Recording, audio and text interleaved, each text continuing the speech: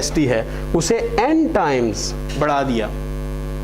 मसलन जो हमारे पास कैपेसिटी है वो बेसिकली क्या है कि log base 2 1 प्लस SNR। अब जितनी हम बैंडविड्थ देते हैं कैपेसिटी उतनी ज़्यादा बढ़ जाती है, बैंडविड्थ हमारे पास लिमिटेड है। तो यहाँ पर माइमो सिस्टम्स ने एक n मुतारफ़ करवा दिया कि n मल्टीप्लायर भी हम यूटिलाइज कर सकते हैं, यानी n टाइम्स हम कैपेसिटी बढ़ा सकते हैं।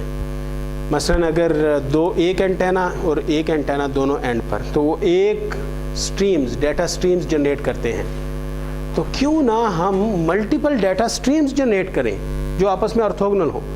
तो अगर हमने 2 जनरेट कर ली, 3 जनरेट कर ली स्ट्रीम्स, जैसे रोड्स बनाना, लेन्स बनाना, तो अगर हमने ज़्यादा कर ली तो उतनी कैपेसिटी बढ़ जाएगी हमारी। तो अगर n टाइम्स हम स्ट्रीम्स जनरेट कर लेते हैं तो n टाइम्स सीधी सीधी कैपेसिटी बढ़ जाती है और टाइम्स बढ़ती है। यहाँ तो ये है कि अगर हम पावर बढ़ाते भी हैं अगेंस्ट नॉइज़, तो उसकी लॉग टर्म यूटिलाइज हो रही है, और यहाँ तो ये तो डायरेक्टली प्रोपोर्शनल है। तो इसका बड़ा फ़ायदा ये है कि कितने टाइम्स कैपेसिटी, मसलन अगर कैपेसिटी पहले, सीधी सी बात, अगर कैपेसिटी 100 मेगाबिट्स पर सेकंड थी, तो 4x4 माइमो ने वो 400 मेगाबिट्स पर सेकंड कर दी, यानी 4 से सिंपली मल्टीप्लाई हुआ तो कैपेसिटी 100 से 400 हो गई। तो ये एक बहुत बड़ी इंक्रीज़ थी कैपेसिटी की जो हमें इस टेक्नोलॉजी ने दी। इसी तरह SDMA के ज़रिए भी बाकी रिसोर्सेज तो हमारे फुल हो गए, अब स्पेस रह गई। तो अगर स्पेस में हम बीम्स दे दें तो इस तरह एक तो इंटरफेरेंस को इधर उधर भेजने से हम बच जाएंगे। मसलन ओमनी डायरेक्शनल में तो सिग्नल सिर्फ मैंने आपको पहुंचाने होते हैं, जबकि मैं पूरे शहर को सिग्नल दे रहा होता हूँ, क्या ज़रूरत है उन लोगों को देने की। तो वहाँ इस फ्रीक्वेंसी को कई टाइम्स इस्तेमाल किया जा सकता है। इसी तरह फिर दूसरा ये कि पावर की यूटिलाइजेशन कम हो जाएगी, ये हम आगे देखेंगे कि हम विद लेस ट्रांसमिट पावर हम सिग्नल को बड़ी दूर तक पहुंचा सकते हैं with this technology beam forming. और बीम फॉर्मिंग तो इन यूज़ है, सिर्फ एडेप्टिव बीम फॉर्मिंग इन यूज़ नहीं है। बीम फॉर्मिंग तो ऑलरेडी यूज़ हो रही है, वो तो बहुत ज़्यादा चीज़ों में यूज़ हो रही है। जैसे इस वक्त हमारे पास जो राडार हैं तो वो फेज्ड राडार हैं, वो उसी तरह बीम फॉर्म करते हैं इन 360 डिग्रीज़। और फिर बीम की सूरत में अगर कहीं से कोई चीज़ उनके डिटेक्ट हो जाती है तो चूँकि बीम की रिजोल्यूशन इतनी हाई रखी होती है उन्होंने कि वो एग्जैक्ट उसकी डायरेक्शन नोट हो जाती है। अगर हम ओमनी डायरेक्शनल राडार बनाते तो पता ही ना चलता कि डिटेक्ट असल में हुआ कहाँ है। बीम में तो चूँकि सिग्नल ही वहाँ पर हैं तो आपको एंगल डिटेक्ट हो जाता है, डायरेक्शन फाइंडिंग हो जाती है टारगेट की। तो इसकी बहुत ज़्यादा एप्लीकेशंस मौजूद हैं।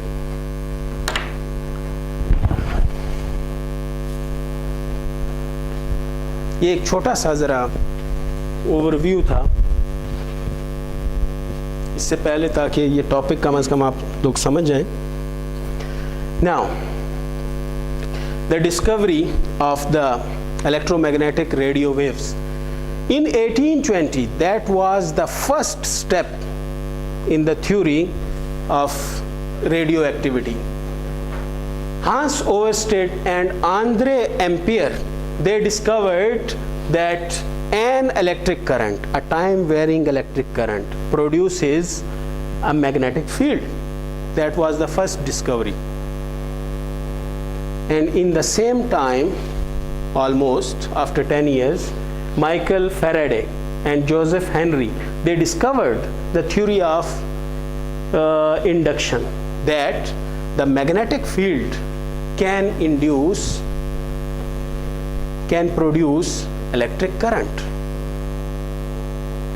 और ये जो थ्योरी है ये यानी बड़ी अच्छी बात कि उन्होंने इस बात पर सोचा, क्योंकि वाइस वर्सा बहुत फिनोमिना दुनिया में वाइस वर्सा हैं। अगर पानी से बर्फ़ बनती है तो बर्फ़ पिघलने से पानी बनता है। ठीक है। इस तरह की बहुत यानी नेचर में मिसालें मौजूद हैं। इसी तरह की एक थ्योरी जो हमारे टॉपिक से थोड़ी सी हट के है, जैसे अगर मैस को कन्वर्ट किया जा सकता है एनर्जी में, तो अभी रिवर्स किसी ने नहीं किया, मगर रिवर्स फिनोमिना, नेचुरल फिनोमिनाज हैं, पॉसिबल होगा कि एनर्जी को भी कन्वर्ट किया जा सकता है इनटू मैस, और इसी से शायद वो दुनिया बनी हुई है। तो और ये वैसे तसव्वुफ का भी ये अक़ीदा है कि दुनिया असल में एनर्जी से बनी हुई है। तो उसके बाद 1831 में जब ये डिस्कवरी हुई, तो ये दो डिस्कवरीज, और उसके बाद बहुत इम्पॉर्टेंट जो कि डिस्कवरी नहीं है, उसने सिर्फ ये किया कि यूनिफाई किया दोनों अप्रोचेस को, मगर यूनिफाई करने से बहुत बड़ी एक अप्रोच सामने आई। यूनिफाई करने की अप्रोच से जो रिज़ल्ट निकला, जैसे जेम्स क्लर्क मैक्सवेल ने, उसने जस्ट इक्वेशन जो ऊपर वाली इक्वेशंस थी उनको यूनिफाई किया, यानी इलेक्ट्रिक और मैग्नेटिक फोर्सेस को एक सिंगल यूनिफाइड थ्योरी दी उसने, and that was the electromagnetic theory, electromagnetic theory. और साथ ही फिर उसने ये कहा कि इलेक्ट्रिक करंट बेसिकली वो इलेक्ट्रिक फील्ड है, तो क्यों ना इस थ्योरी को फील्ड की सूरत में दिया जाए। तो ये पहला बंदा था मैक्सवेल। इसलिए जब हम इलेक्ट्रोमैग्नेटिक थ्योरी को स्टडी करते हैं तो हम एम्पियर, आंद्रे एम्पियर या माइकल फैराडे उनकी तरफ नहीं जाते, बल्कि हम मैक्सवेल से उसे शुरू करते हैं। हालांकि उसके बानी तो ऊपर वाले हैं, डिस्कवर उन्होंने किया है, इसने यूनिफाई किया है, मगर यूनिफाई करने से उसने जो थ्योरी दी वो ये थी कि a time varying electric field can produce a magnetic field and a time varying magnetic field can produce electric field। तो इसी से फिर उसने सोचा कि जो एग्जिस्टेंस ऐसी चीज़ों की हो सकती है, यानी ऐसी वेव्स की, क्योंकि जब इलेक्ट्रिक फील्ड हम बनाते हैं तो मैग्नेटिक फील्ड कहीं शायद फिज़िकल तो एग्जिस्ट ना करता हो किसी चीज़ पर, मगर वो शायद हवा में बना हुआ हो, और फिर हवा वाला जो मैग्नेटिक फील्ड है उसने शायद हवा में ही, यानी स्पेस में ही उसने फिर एक इलेक्ट्रिक फील्ड बना दिया हो, और फिर उसी इलेक्ट्रिक फील्ड ने फिर स्पेस के अंदर ही फिर आगे एक मैग्नेटिक फील्ड बना दिया हो। That means there might exist electromagnetic radio waves. ये पहली थ्योरी थी। तो इसलिए हम मैक्सवेल को ही कहेंगे कि ये खालिक है बेसिकली इस थ्योरी का, हालांकि इसने यूनिफाई किया था उस अप्रोच को। और जब किसी ने प्रेडिक्ट किया कि एग्जिस्टेंस हो सकती है, तो फिर उसके बाद लोग इस पर चले गए कि अगर किसी चीज़ की एग्जिस्टेंस है तो उसको डिटेक्ट भी किया जा सकता है। क्योंकि अगर कोई चीज़, जैसे अगर कहीं पर अगर एक एसिड होता है तो लिटमस पेपर के साथ उसे डिटेक्ट किया जा सकता है, या कहीं पर अगर कार्बन डाइऑक्साइड होती है तो कोई ना कोई उसका भी छोटा सा टेस्ट होता है जिसके ज़रिए डिटेक्ट हो सकता है यहाँ पर वो चीज़ है। इसी तरह अगर कहीं पर रेडिएशन होती है, रेडियो एक्टिव वेव्स होती हैं, तो वहाँ पर रेडियो एक्टिव जो अब डिटेक्टर आ गए हैं तो उनके ज़रिए डिटेक्ट किया जा सकता है। तो इसी तरह फिर डिटेक्शन पर, जब चीज़ की प्रिडिक्शन है तो उसकी डिटेक्शन पर काम शुरू हुआ। और फिर आप देखें कि जस्ट विद इन 20 ईयर्स तो हेनरिक हर्ट्ज़ ने डिटेक्ट किया और फिर मेजर भी किया रेडियो वेव्स को। तो मेजर जब किया तो उसके बाद पता चला कि अब तो हमें लाजमी बात है कि मुख्तलिफ वेव्स को अब मुख्तलिफ कैटेगरीज़ में रखना है। तो इसका मतलब है कि कोई पैमाना होना चाहिए। तो फिर वेव्स को उसके नंबर ऑफ रिपीटिशन के पॉइंट ऑफ व्यू से उसने डिफरेंशिएट किया कि ये वेव और ये वेव इस लिहाज से डिफरेंट हैं, क्योंकि ये पर सेकंड कितनी तेज़ी के साथ पर सेकंड गुज़रती हैं किसी पॉइंट से, और ये किस हिसाब से गुज़रती हैं। तो फिर उसने हर्ट्स साथ ही हमें एक यूनिट भी दे दिया। तो ये मेजर जब हो गई तो ये पूरी इलेक्ट्रोमैग्नेटिक थ्योरी है हमारे पास, और ये विद इन 60 ईयर्स और 70 ईयर्स ये सारा प्रोसीजर हुआ है।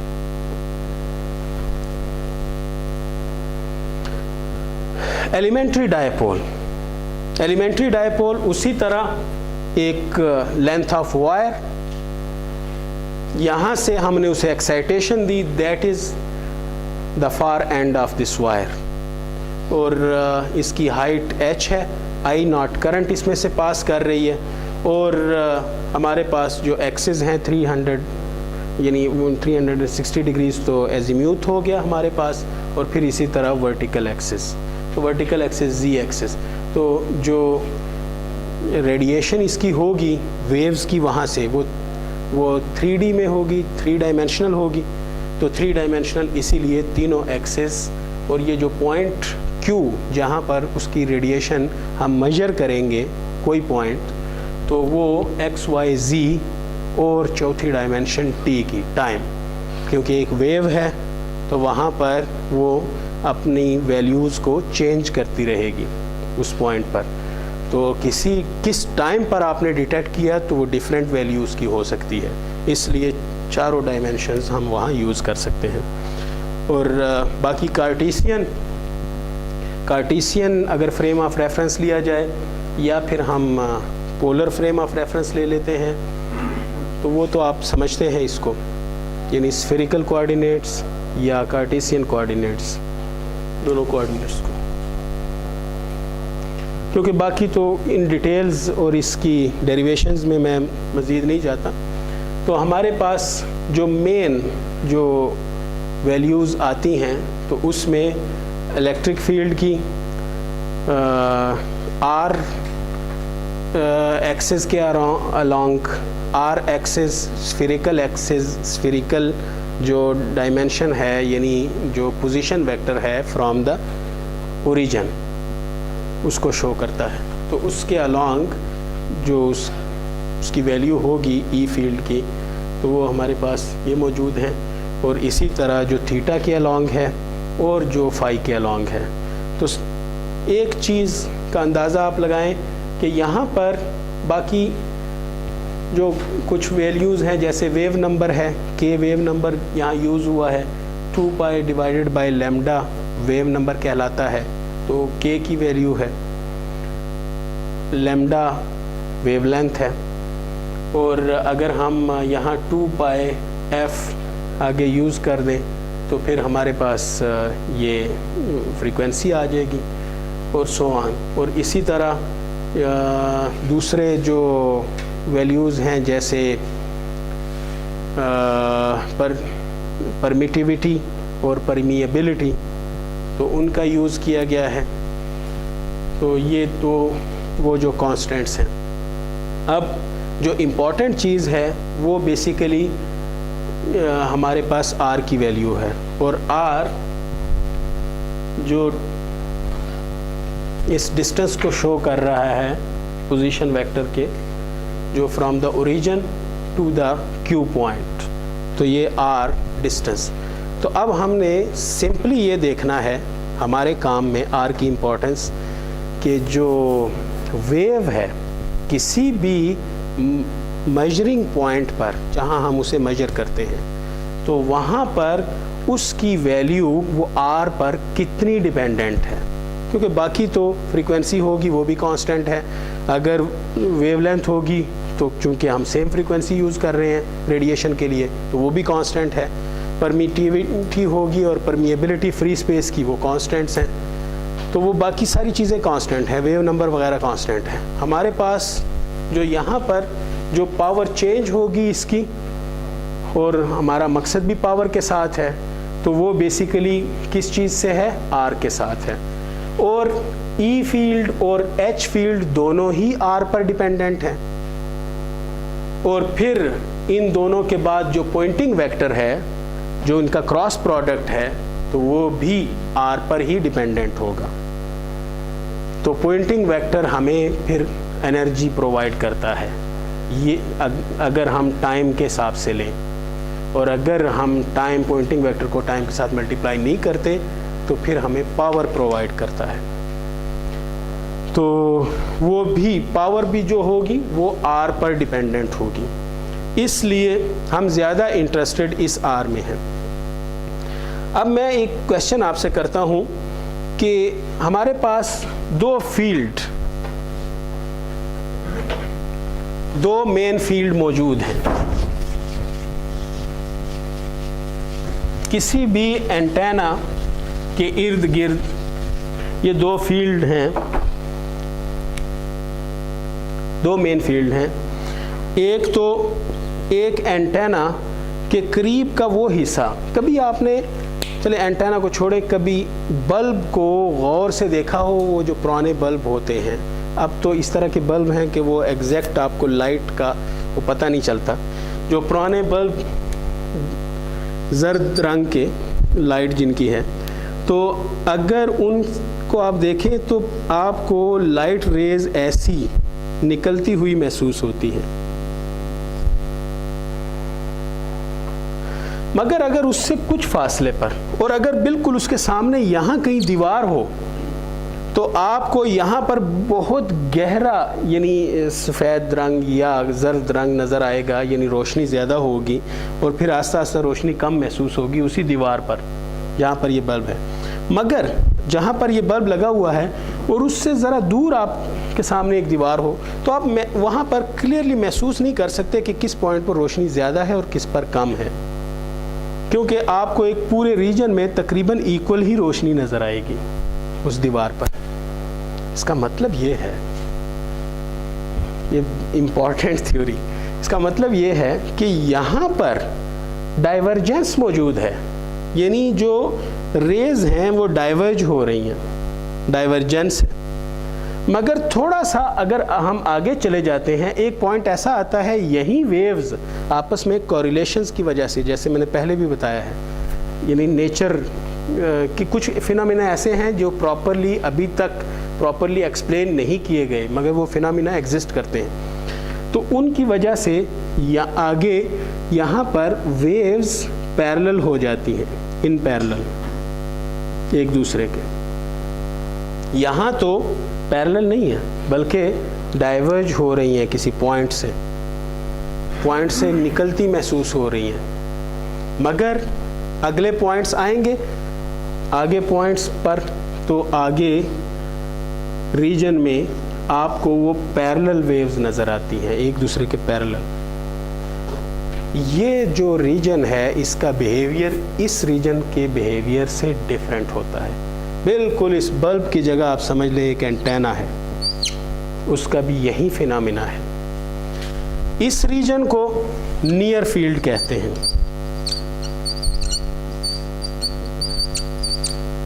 और इस रीजन को फार फील्ड कहते हैं।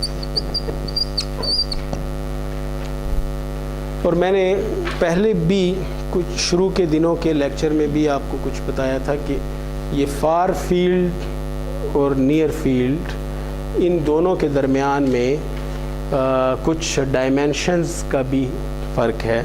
मसलन एंटेना की डायमेंशन पर नियर फील्ड और फार फील्ड डिपेंड करते हैं। बट एनीवे, हम आगे भी इसको डिस्कस थोड़ा करेंगे। तो अब हमारी जितनी भी आगे जो थ्योरीज़ हैं, थ्योरम्स हैं, प्रिंसिपल्स हैं, लॉज हैं जो बने हुए हैं हमारे मोबाइल कम्युनिकेशन के लिए, वो इस रीजन के लिए बने हुए हैं, इस रीजन के लिए नहीं बने हुए।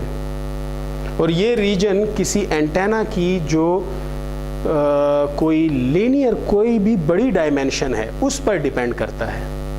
मसलन अगर एक लाइन एंटेना है तो जितना उसकी लेंथ है तकरीबन उस रीजन से उतना दूर वो नियर फील्ड ही होता है। और अगर कोई एक बड़ी सी डिश है तो उसकी लीनियर डायमेंशन बेसिकली कोई डायामीटर, तो डायामीटर जितना उसका डायामीटर से दूर फिर फार फील्ड शुरू हो जाता है। आम तकरीबन, यानी एज अ हम ये कह सकते हैं as a rule of thumb, just देखने से, यानी कोई बड़ी थ्योरी नहीं। तो बड़ी थ्योरी फिर फ्राउनहोफर डिस्टेंस, वो एक डिफरेंट डिस्टेंस है, उस पर हम बाद में स्टडी करेंगे। यानी इसके लिए जो आगे कुछ प्रिंसिपल्स बनाए हैं वो फ्राउनहोफर एक साइंटिस्ट है उसने बनाए हैं। तो अभी हमारे पास ये नियर फील्ड और ये फार फील्ड, हमारे जितने भी थ्योरम्स होंगे वो इसके लिए हैं। अगर हमने पावर रिसीव करनी है तो डिटेक्ट करनी है तो वो सारी इसमें, और हम भी बेस स्टेशन से वो फार फील्ड में ही एग्जिस्ट करते हैं। जितने भी मोबाइल होते हैं वो हमेशा फार फील्ड में ही होते हैं, नियर फील्ड में नहीं होते। तो फार फील्ड में हमारे पास डाइवर्जेंस नहीं होती, बल्कि वेव्स जो हैं वो आपस में पैरेलल होती हैं। ये एक मेन सा डिफरेंस आप समझ लें। अब मुझे ये बताएं कि अगर कोई मोबाइल यहाँ पर कहीं एग्जिस्ट करता है फार फील्ड में, तो ये आर है। फार फील्ड में इनमें से कौन सी वैल्यूज वो ज़्यादा सिग्निफिकेंट होंगी, ई या एच फील्ड की, इलेक्ट्रिक फील्ड या मैग्नेटिक फील्ड? क्या ई आर सिग्निफिकेंट होगा? नहीं, क्योंकि आर की वैल्यू तो अब हंड्रेड्स ऑफ मीटर्स में होगी, तो आर स्क्वायर की वैल्यू नीचे है, आर क्यूब भी नीचे है, ये वैल्यू तो वैसे ही इग्नोर हो जाएगी क्योंकि बहुत कम इसकी वैल्यू होगी as compare to other values. क्योंकि अगर 100 या अगर किलोमीटर हम कह लें तो 1000 का क्यूब हो जाएगा, 1000 का स्क्वायर, मगर ये वाली वैल्यू सिग्निफिकेंट होगी क्योंकि जस्ट डिवाइडेड बाय 100 या डिवाइडेड बाय 1000 ये वाली वैल्यू स्ट्रांग होगी, डोमिनेंट होगी। ये वाली वैल्यू डोमिनेंट नहीं होंगी फार फील्ड में। इसी तरह फार फील्ड में एच फाई की वैल्यू वो डोमिनेंट होगी और ये वाली वैल्यू इग्नोर कर दी जाएगी, निगलेक्टेबल होगी। क्लियर हुआ ये पॉइंट? तो फिर हमारे पास इलेक्ट्रिक फील्ड के लिए जो मेजर इक्वेशन जो पूरे फिनोमिना को हमारे केस में गवर्न करती है तो वो ये ई थीटा है। इसलिए ई थीटा ई फील्ड होता है और हम थीटा के अलॉन्ग ही उसे हमेशा लेते हैं। और जो एच की वैल्यू है वो फाई के अराउंड भी है, थीटा के अराउंड भी है, मगर वो बहुत ही वो वाली वैल्यूज़ तो आर की क्यूब में ही है। तो एच फाई की जो वैल्यू है तो वो सिग्निफिकेंट है, इसलिए हमेशा एच की जो वैल्यू ली जाती है वो फाई के अलॉन्ग ली जाती है और दोनों आपस में 90 डिग्री एंगल पर हैं। और इन दोनों से फिर हम पॉइंटिंग वेक्टर बनाते हैं, तो ये वाली वैल्यू इग्नोर कर दी जाएगी। या अगर हम इनका बिहेवियर चेक करें, बिहेवियर अगर इन तीनों का ही, तो वो बिहेवियर हमें इस तरह नज़र आता है, यानी 1/r ये वाली लाइन है ऑरेंज, और इसी तरह 1/r क्यूब ये ब्लू सी लाइन नीचे आ रही है। तो वो बड़ी तेज़ी के साथ डिके कर रही है with respect to the distance. और ये वाला पॉइंट हमारा 1 वाला पॉइंट है 10⁻�0, तो ये लॉगरिदमिक टर्म ली गई है।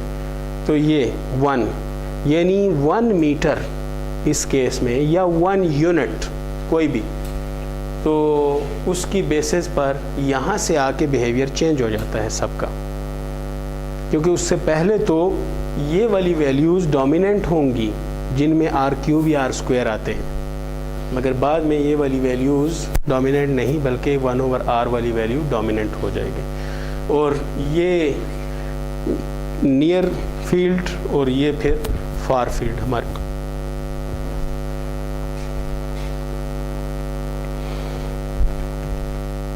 तो ये हमारे पास फाई। तो अगर हम कहते हैं कि ई फील्ड हम अलॉन्ग थीटा ले रहे हैं तो फिर अलॉन्ग फाई हमारे पास अलॉन्ग थीटा अगर ई फील्ड ले रहे हैं तो हमारे पास एच फाई अलॉन्ग फाई हो जाएगा, और इस तरह पॉइंटिंग वेक्टर इन का आउट ऑफ द बोर्ड हमारे पास वैल्यूज़ की आएगी।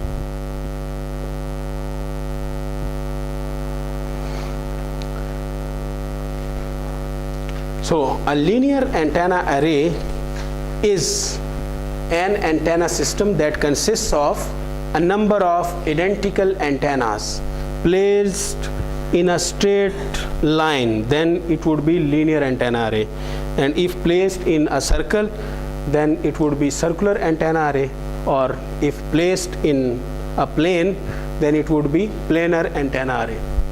And some common assumption that we will make in our derivations. So the array antenna elements are equally spaced with inter element spacing equal to d, that would be the constant. मसलन दो antenna elements के दरमियान जो फासला होगा वो constant होगा. The receiving point, any point P, is very far from the antenna array, that to make sure that it is in the far field, and the antenna element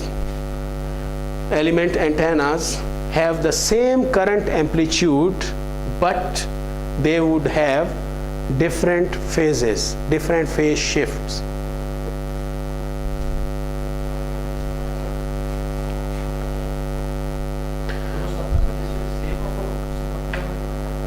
फिर वो सबका अगर सेम है तो फिर भी कोई मसला नहीं है. फेज शिफ्ट डिफरेंट हो सकता है, सेम भी हो सकता है, मगर एम्पलीट्यूड हमेशा ही सेम होगा. कहने का असल में मकसद ये है. तो अगर सबका सेम होगा तो 90 डिग्री एंगल पर वो रेडिएशन बीम जनरेट होगी, और अगर फेज शिफ्ट चेंज होगा तो आगे पीछे हो सकती है. यानी बिल्कुल जो हमारे पास एरे है, अगर बिल्कुल उसके सामने ही बीम जनरेट हुई तो इसका मतलब है सबके फेज शिफ्ट सेम है. ठीक है, क्योंकि वो कॉरिलेट सामने की तरफ ही कर रहे हैं और इसलिए सामने ही बीम जनरेट हो रही है. अब बीम कैसे जनरेट होती है इसको थोड़ा सा हम स्टडी करते हैं. हमारे पास दो एंटेना एलिमेंट्स हैं, ए एंड बी. ये असल में ज़रा इम्पोर्टेंट थोड़ा सा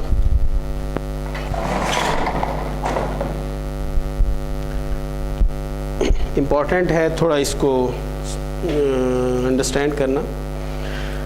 ये हमारे पास एरे एक्सेस है, तो दोनों एंटेना एलिमेंट्स के दरमियान डी स्पेसिंग है, inter element spacing, that is D. और ये हम एक्साइट कर रहे हैं उसको सेम करंट के साथ, I current that would be the same. And our task is to find the power that is based on the pointing vector, and the pointing vector is the vector product of E and H.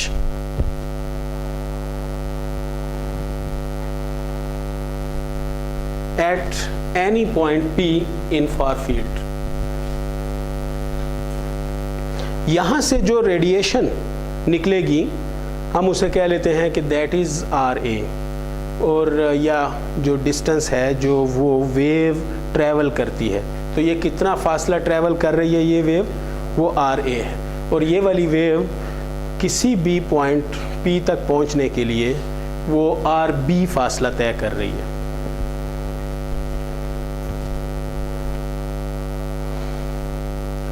और जो point P है वो basically इस theta angle पर exist करता है from the array axis.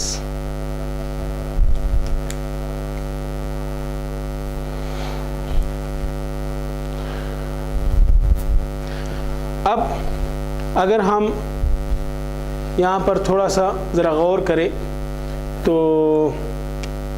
इस point तक यहाँ पर हम पहुँचने के लिए ये जो पॉइंट है, यानी वेव यहाँ से चली, वेव ने वहाँ पहुँचना है। तो यहाँ से ये वाला जो फासला है आर बी और ये वाला फासला आर ए है। तो ज़रा गौर करें कि आर ए और आर बी ये वेव फ्रंट है जो यहाँ से ऐसे चला और वहाँ तक पहुँचा। अगर वो वेव यहाँ से चली थी तो वो वेव यहाँ पर पहुँचेगी आर बी तय करने के बाद। वेव अगर यहाँ से चली है तो यही पहले तो आर बी जितना फासला वो तय करेगी यहाँ तक, और यहाँ तक पहुँचने के लिए उसे थोड़ा सा मज़ीद फासला तय करना है, ठीक, क्योंकि वेव फ्रंट को जाना है, जैसे पूरा फ्रंट चल रहा है। इसका मतलब है कि ये फासला, या हम उसी तरह यहाँ पर वो फासला ले लें, क्योंकि ये पॉइंट पैरेलल हैं तो हमारे पास इतना फासला आ जाता है जो इस वाली वेव ने उस पॉइंट तक पहुँचने के लिए ज़्यादा तय किया, क्योंकि वो पॉइंट उस पॉइंट के ज़्यादा करीब है, इससे ज़रा दूर है।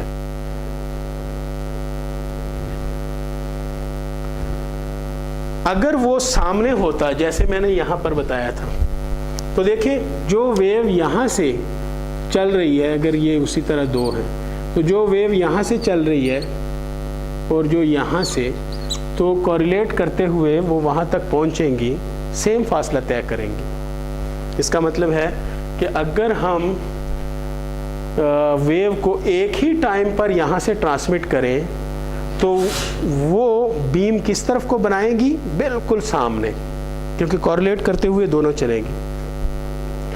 मगर अगर हम दोनों को एक ही टाइम पर ट्रांसमिट नहीं करते बल्कि इस वेव को ज़रा पहले ट्रांसमिट करवा देते हैं ताकि ये इतना फासला तय कर ले और इसको उस वक़्त तक एक फेज शिफ्ट दे देते हैं, ताकि उतना ही जितना ये फासला ये वेव इतनी देर में तय करती है, ये वाली वेव यहाँ ना पहुँचे, और जब ये वाली वेव इस पॉइंट पर पहुँचे तब ये वाली वेव ट्रांसमिट करें।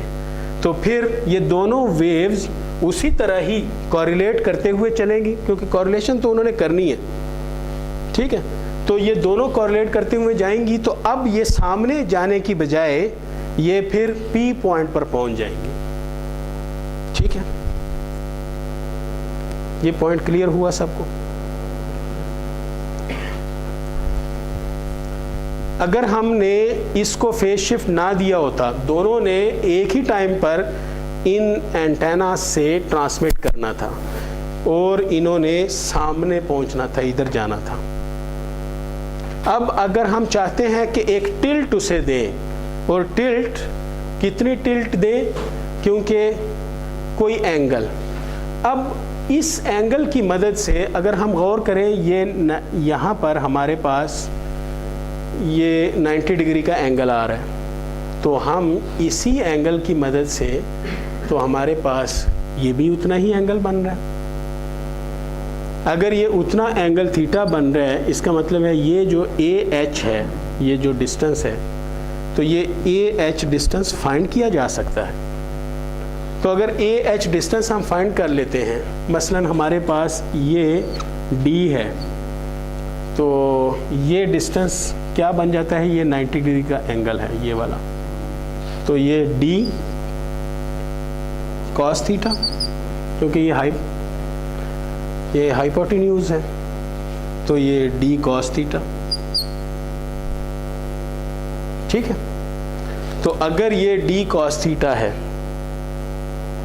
तो ये AH डिस्टेंस, इसका मतलब है कि AH डिस्टेंस कोई भी वेव कितने टाइम में या कितने फेज के बाद, फेज किसके बराबर होता है, यानी डिस्टेंस ओवर डिस्टेंस, हम कैसे किसी चीज़ का फाइंड कर सकते हैं, डिस्टेंस किसके बराबर होता है, वेलोसिटी इनटू टाइम। तो वेलोसिटी ऑफ लाइट है, क्योंकि इलेक्ट्रोमैग्नेटिक वेव्स हैं, ठीक है। तो ये डिस्टेंस हमारा AH हो गया। तो इसका मतलब है कि ये वो टाइम है टॉ कि जो इस उस वेव को डिले करवाया जाए उतनी देर के लिए, इस वेव को या पहले निकाला जाए, इसे पहले यहाँ पर फेज एक शिफ्ट दिया जाए ताकि ये वेव पहले जाए और वो रुक जाए, या उसे हम लैग करवाएं, यानी उसे या इसको लीड करवाएं, एक ही बात है दोनों की। तो ये टॉ और टॉ फिर फ्रीक्वेंसी पर कैसे डिपेंडेंट है? फ्रीक्वेंसी का इस टॉ के साथ कोई है रिलेशन, यानी फेज का? ओमेगा टी किसके बराबर होता है? फेज के। तो ओमेगा टॉ हमारे केस में, और ओमेगा कांस्टेंट है 2 पाई एफ टॉ। इसका मतलब है कि इतना फेज शिफ्ट चाहिए, अल्फा की वैल्यू इतनी होनी चाहिए। कैलकुलेशंस की जा सकती है ना, फेज शिफ्ट देखा जा सकता है। सर ये जो पॉइंट सी है ये अभी नया फील्ड है जी, क्योंकि हम कहते हैं कि फार फील्ड में जब बहुत सारी वेव्स पैरेलल होती हैं।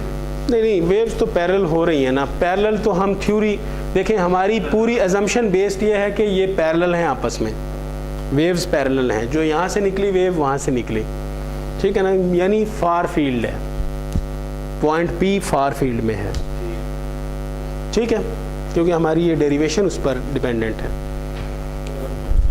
डाइवर्जेंस नहीं हो रही। डाइवर्जेंस अगर वो तो एक फिनोमिना है जिसे हमने इक्विवेलेंट कर दिया कि ये सारा फार फील्ड है, ठीक है, और ये किया जा सकता है, ये कोई इतना, ये अजम्पशन वैलिड अजम्पशन है। सर क्या इस डेरिवेशन में हम ये देख रहे हैं कि आपको Orient the beam angle, beam के डायरेक्शन को किस तरह विद रिस्पेक्ट? हाँ, यानी हम बीम को स्विच कर सकते हैं। तो स्विच बीम फॉर्मिंग, यानी बीम फॉर्म करना किसी भी एंगल में, किसी भी डायरेक्शन में। तो असल में एंटेना एरेज का बेसिक एप्लीकेशन इसी में ही है।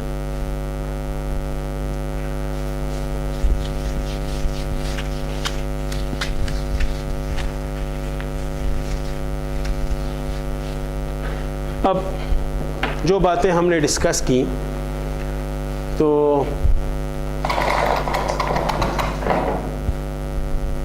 अब जो पॉइंट हमारे पास पॉइंट P है, वहाँ पर जो E फील्ड होगा तो उसे हम EP कह लेते हैं।